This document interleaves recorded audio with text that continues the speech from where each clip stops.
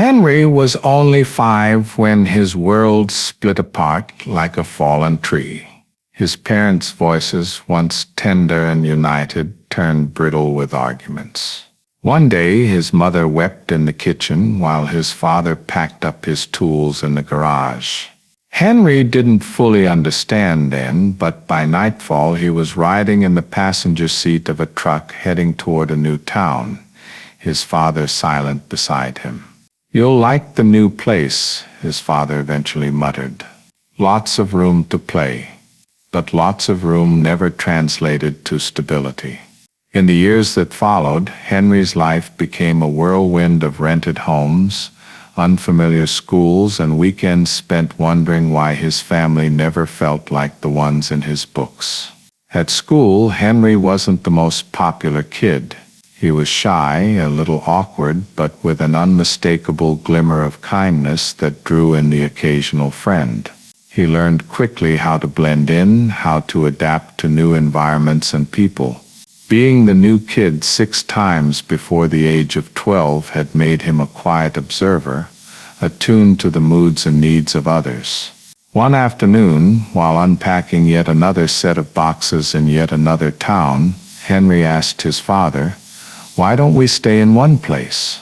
His father sighed, pulling a chair from the truck bed and sitting down. "Life isn't about staying put, son. It's about making the best of where you are." Henry didn't reply. He just nodded, filing the words away in the same mental cabinet where he kept all his father's cryptic lessons. It wasn't until high school that Henry began to find a sense of belonging. He joined the drama club almost on a whim, urged by a classmate who'd seen him mimic a teacher's peculiar mannerisms during lunch. On stage, he discovered something extraordinary. When he stepped into someone else's shoes, he felt free. For the first time, the chaos of his own life melted away, replaced by the steady rhythm of lines and blocking. "He's good," the drama teacher told Henry's father after a school play. "Really good."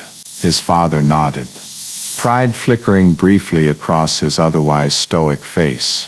"He always did have a knack for making people laugh," he admitted.